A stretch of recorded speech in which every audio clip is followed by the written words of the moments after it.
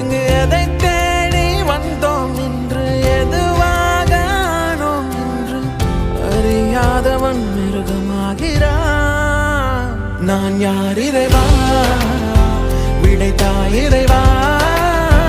நான் யார் இறைவா, பதில் சொல்ல மண்ணில் வருவாயா. நான் யார் இறைவா, விடைத்தாய் இறைவா.